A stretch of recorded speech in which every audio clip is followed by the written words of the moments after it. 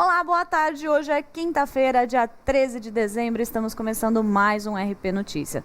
Vocês acompanham o nosso programa pelas nossas redes sociais e aqui pela TV Rio Preto, canal 7 da NET. Comente, curte, compartilha, deixa a sua sugestão de pauta, sua pergunta, que a gente está de olho em tudo. Eu sou Bia Menegildo e o RP Notícias está no ar.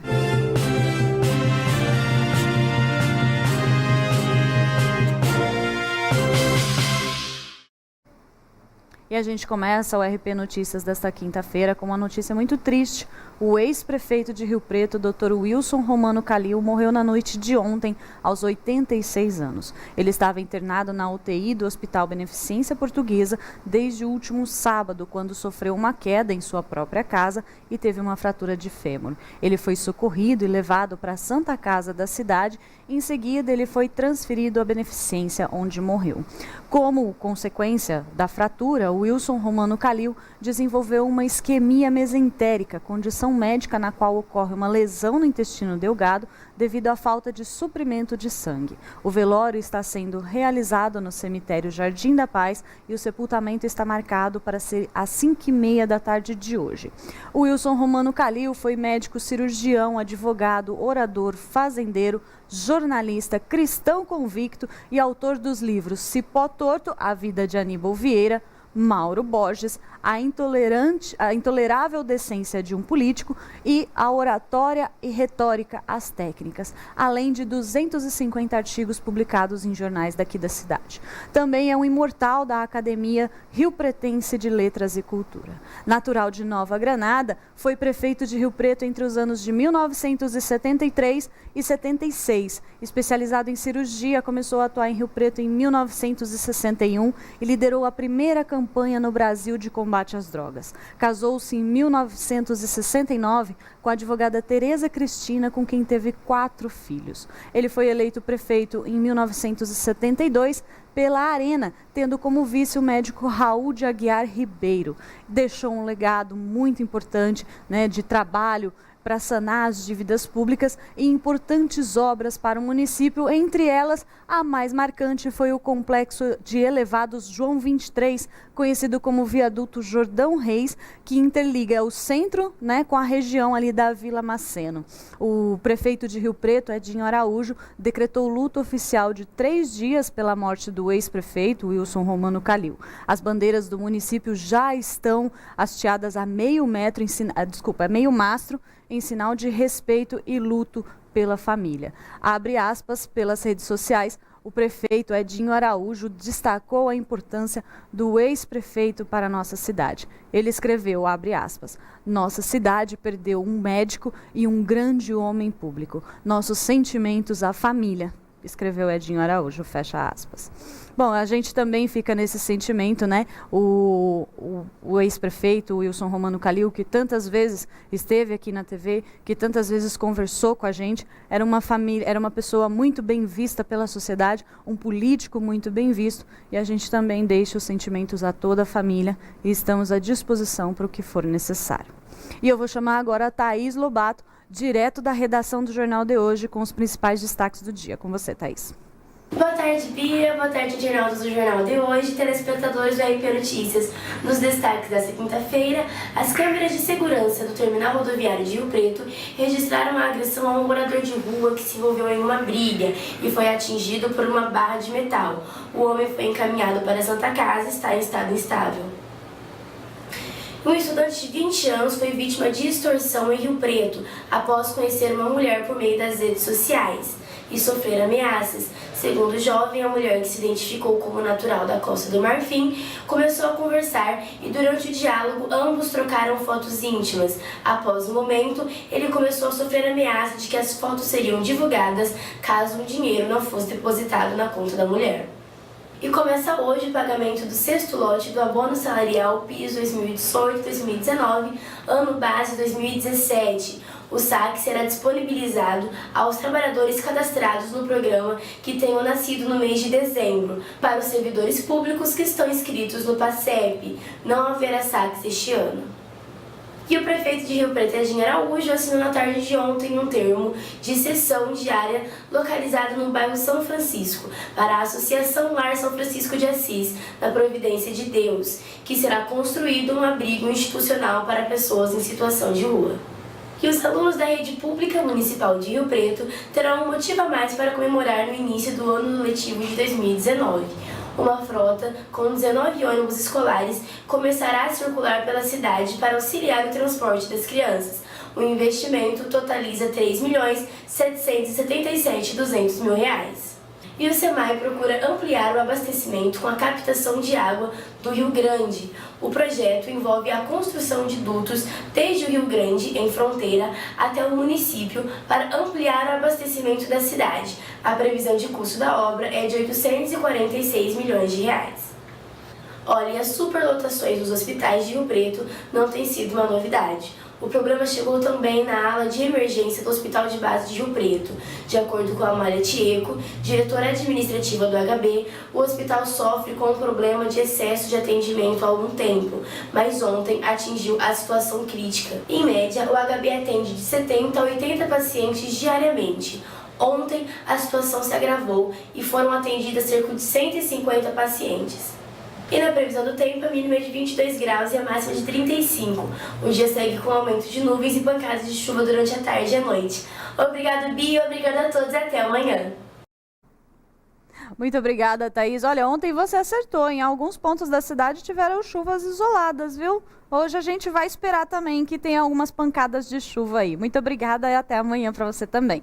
E a gente segue aqui com o RP Notícias, com as principais notícias do dia. Uma mulher de 43 anos foi morta a tiros hoje pela manhã no bairro Aroeira 2, em Rio Preto. As primeiras informações dizem que ela estava lavando a calçada da própria casa junto com a nora, junto com uma familiar, quando dois homens encapuzados passaram em um carro preto e o passageiro atirou várias vezes contra a mulher.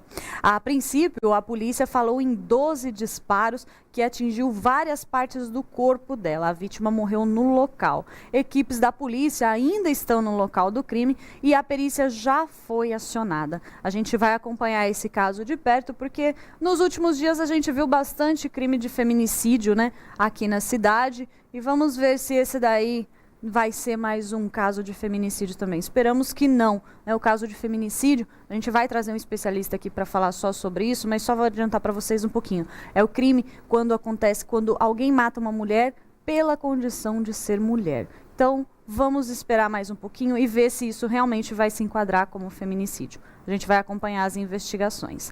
E uma mulher de 32 anos teve os cabelos roubados na manhã de ontem no bairro Jockey Club, aqui em Rio Preto. Segundo a vítima contou para a polícia, ela estava na cozinha da casa dela quando um homem encapuzado invadiu a residência e golpeou ela na cabeça. A mulher desmaiou e quando acordou percebeu que estava com o cabelo cortado. A polícia trabalha com a hipótese de que o autor é o mesmo que praticou o roubo na chácara no fim do mês passado, Os outros 3 funcionários que estavam na chácara também disseram que não viram nenhuma movimentação estranha. Além dos cabelos da mulher, o criminoso ainda levou cabos de energia e depois de quebrar o cadeado do portão.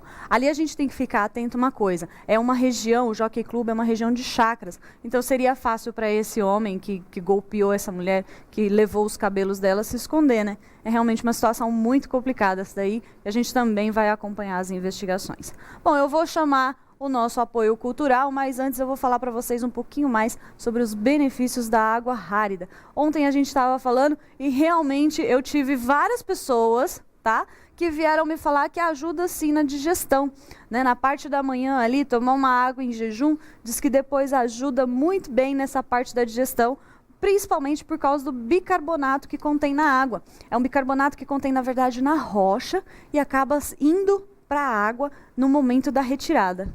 Então, vocês não vão perder essa oportunidade de pelo menos experimentar e ver se realmente é bom a água rárida. Eu vou chamar o apoio cultural, enquanto isso eu vou molhar minhas palavras um pouquinho. Daqui a pouco a gente está de volta. Toda mãe sabe o que é melhor para o seu filho, não é mesmo? E olha que a gente é capaz de tudo, inclusive de decidir a qualidade da água. E é por isso que eu escolhi água mineral natural Minagem. Sua pureza, leveza e equilíbrio são diferenciais que afloram da natureza para a nossa vida. E saber a origem da água é mais importante ainda. Não basta ser água, precisa ser água mineral Minagem. Nessa, eu confio. Na Pousada Monte Carlo, você estará bem próximo à natureza, área de lazer com piscina aquecida, passeio a cavalo, salão de jogos, pesca esportiva, piscinas de bolinha e playground também. Todo o conforto e lazer que a sua família merece. Quartos com ar-condicionado, internet e frigobar. Pousada Monte Carlo, Estrada Vicinal, Álvaro Marreta Cassiano Ayuso, quilômetro 2, telefone 17 997 064412, Olímpia.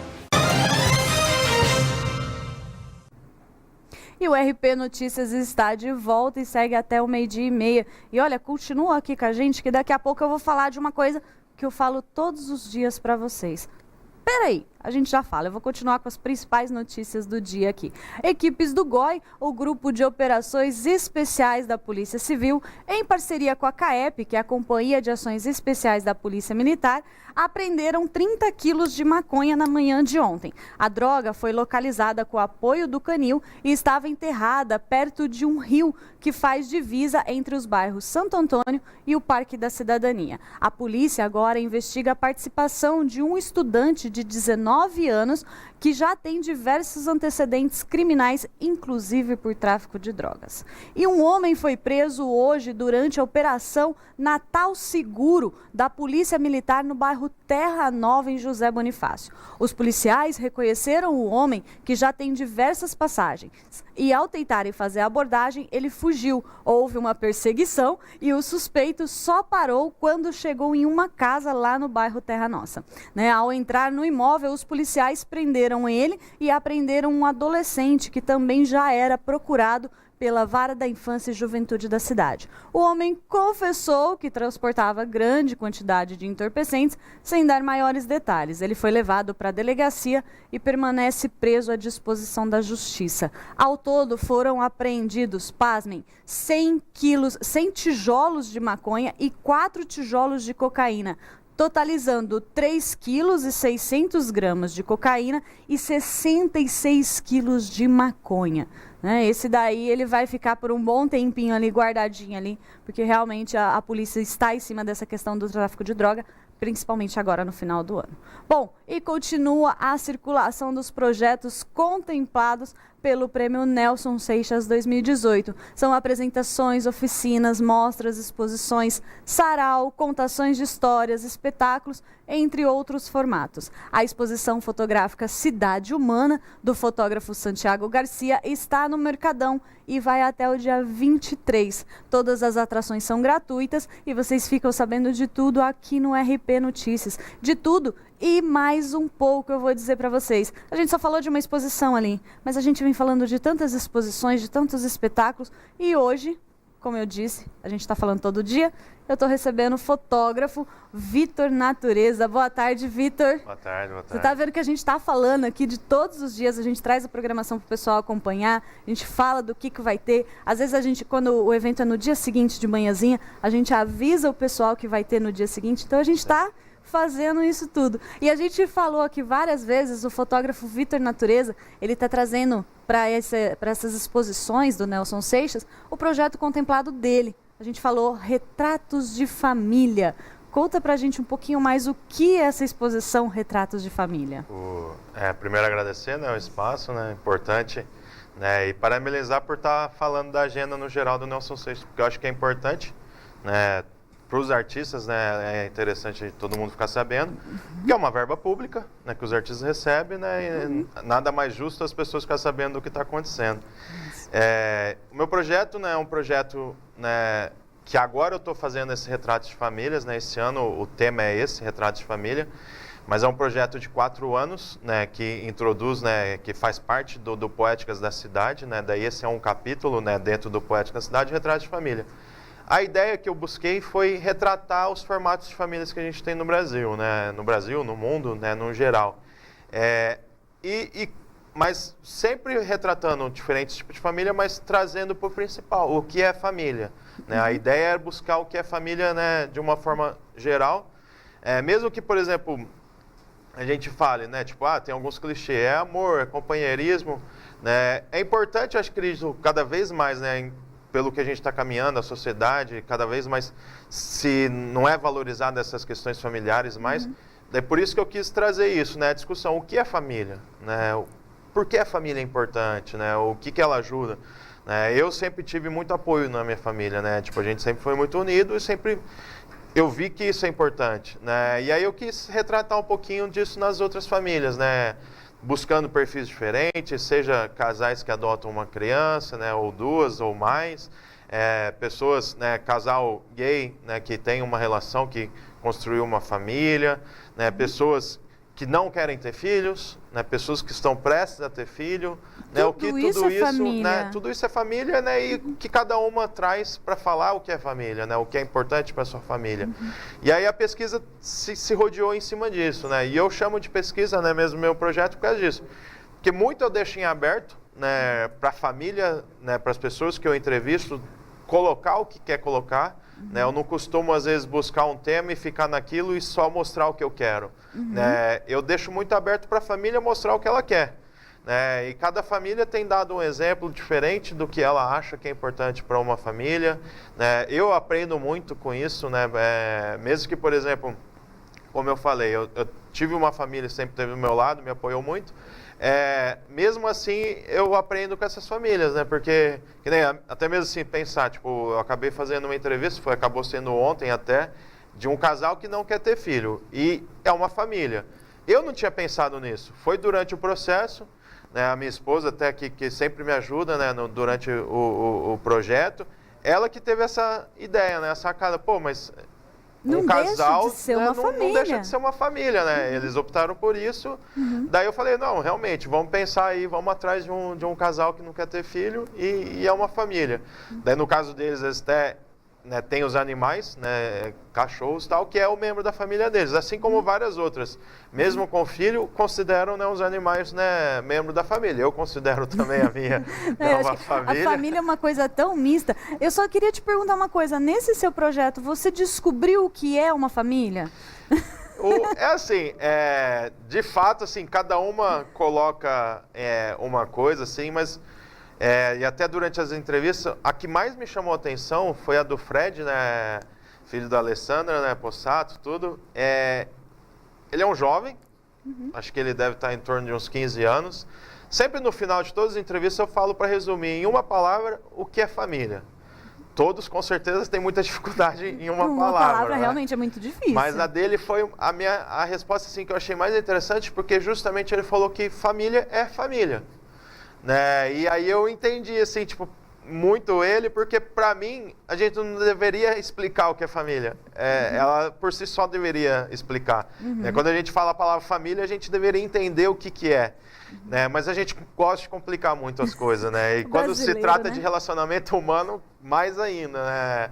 Daí, assim, quando ele deu essa resposta, para mim, putz, é o que eu queria, assim, né? Escutar dentro da pesquisa. Né? E assim, eu fiquei muito feliz com a resposta dele.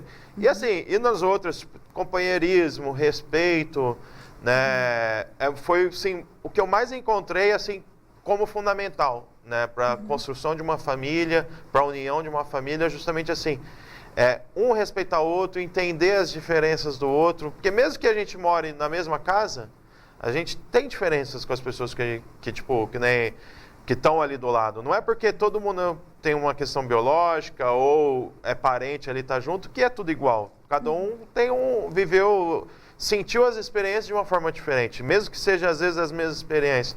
E aí família, tipo, eu estou entendendo isso, né? Que família é esse respeito, entender o outro, viver junto, né? Se amar acima de tudo, né? Tolerar, né? Tolerar. Acho que é uma palavra importante também. Sim, porque é uma dificuldade, que nem uma das dificuldades mais clássicas, né, que a gente tem de família é justamente às vezes as relações do pai e a mãe com os filhos, as diferenças de idade.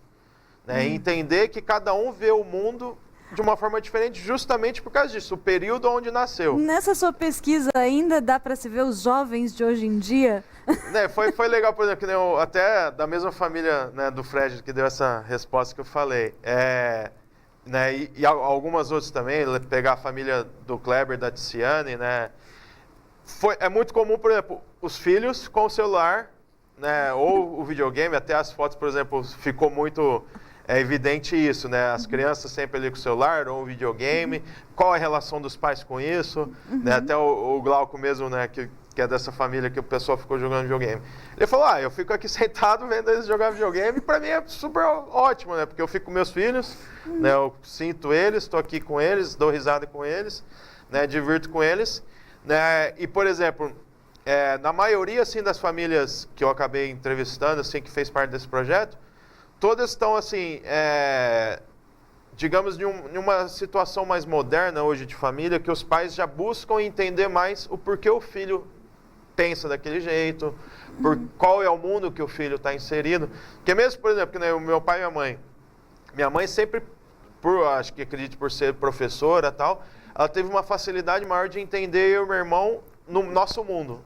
Seja, né, tipo, as nossas revoltas, seja as nossas... Nas fases gostos, complicadas. Né? O meu pai teve um pouco mais de dificuldade. Eu percebo que, por exemplo, pelo menos essas famílias que eu entrevistei, os pais já estão um pouco mais dispostos a entender as diferenças de gerações. Olha. Porque é fundamental, né? E eu não vejo isso só em pai e filho, né? Tipo, às vezes, tipo, a gente tem dificuldade, a gente vê os jovens tipo, pessoas mais jovens que a gente, tipo, mas que brincadeira boba, mas... com certeza alguém falou isso das nossas também. Né? E eu percebo que os pais já não têm essa dificuldade como tinham antigamente. Eles começam, mesmo que, tipo, precisa ficar bravo, precisa dar dura, né? Isso é fundamental. Mas acho que você entender, né, que mundo o seu filho está inserido é importante. E eu percebi muito isso nos pais, assim, tipo, que fez parte do projeto. Entender isso. Assim como os filhos também já compreendem os pais. Né? Porque se a gente analisar assim, eu vi muito isso nas famílias que eu fui, mesmo quando é criança, uma maturidade que, por exemplo, quando eu era criança eu não tinha.